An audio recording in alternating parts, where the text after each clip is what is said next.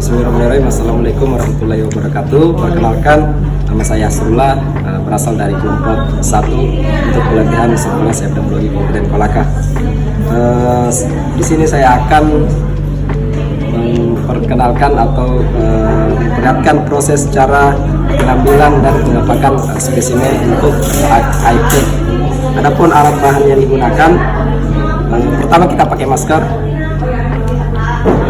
Alat dan bahan yang digunakan, yang pertama yang disiapkan yaitu ada toolboxnya, toolbox yang berisi juga ada kulketnya di dalam yang digunakan nanti untuk pengapakan. Kemudian ada 2 botol untuk digunakan nanti untuk penyimpanan spesimen yang pertama, kemudian untuk spesimen yang kedua yang penutupnya itu bisa yang berputar, yang bisa ditutup dengan rapat seperti ini.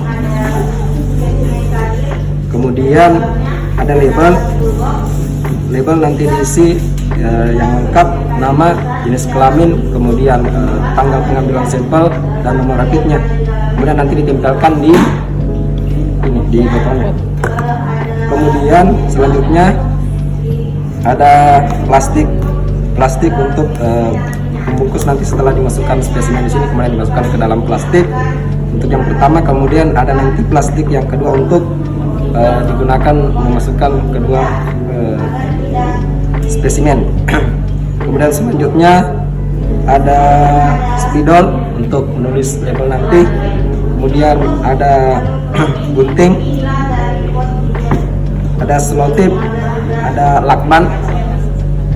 Kemudian ada plastik untuk penyimpanan formulir nanti, penyimpanan formulir agar ketika dimasukkan ke dalam box tidak basah. Kemudian ada formulir FP1 yang harus dilengkapi, harus diisi semua, harus lengkap. Kemudian ada permintaan pemeriksaan spesimen, nanti kedua lembar kertas ini masukkan ke dalam plastik. Kemudian ada sendok yang digunakan untuk pengambilan spesimen nantinya. Kemudian kita menggunakan handscreen. Dan yang terakhir nanti dipasangkan di luar agar spesimen yang kita kirim itu tidak dibalik. Selanjutnya kita melakukan pengambilan spesimen dengan menggunakan kertas, di mana kertas ini akan disimpan nanti di kloset tempat anak nanti pasien untuk diambil spesimennya. Kemudian setelah buang air, kita mengambil spesimen ukurannya itu seukuran ibu jari, 1 ruas ibu jari. Kita mengambil menggunakan sendok.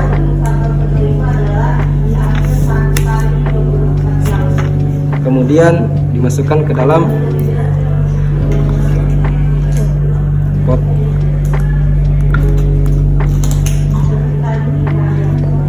Kemudian selanjutnya ditutup dengan rapat dan dipastikan spesimen yang telah diambil itu tidak keluar. Setelah ditutup dengan rapat dipastikan tidak ada yang bocor.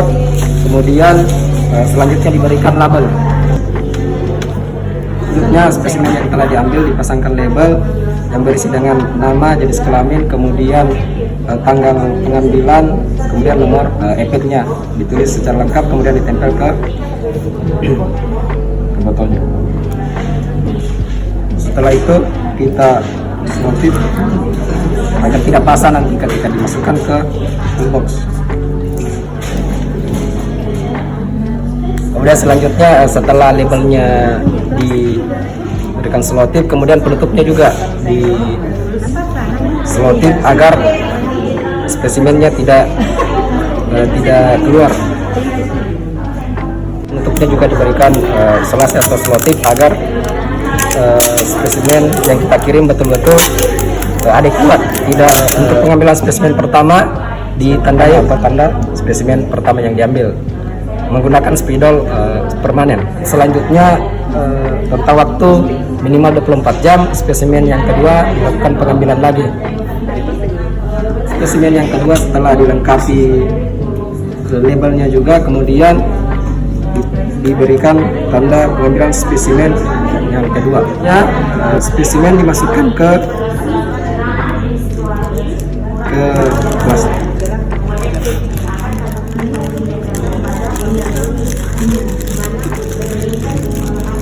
usahakan agar tidak terbalik. Kemudian ditutup rapat.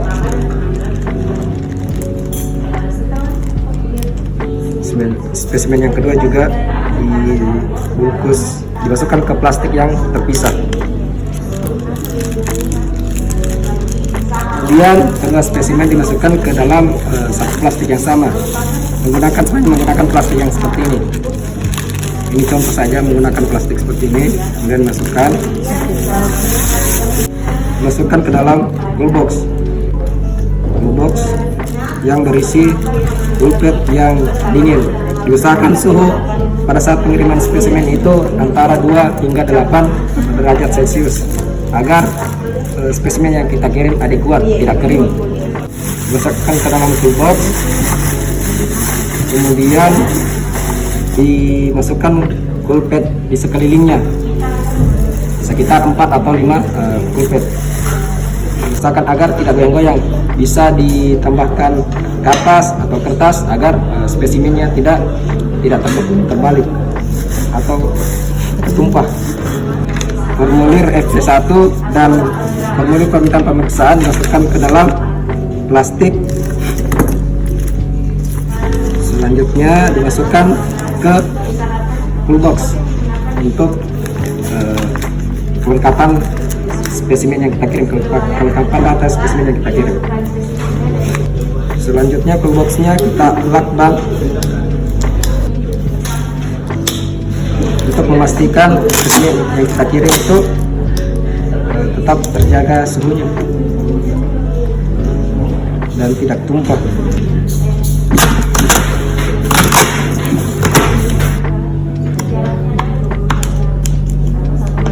Ini untuk pemasangan tanda agar spesimen yang kita kirim itu tidak terbalik atau tidak dibalik. Kemudian selanjutnya kita melakukan pemasangan data pengirim dan tujuan pengiriman di cool box. Ya, setelah dipastikan semuanya sudah terpasang dengan baik, kemudian dipastikan cool boxnya tidak bocor, kemudian dilakukan pengiriman ke dinas kesehatan di kabupaten.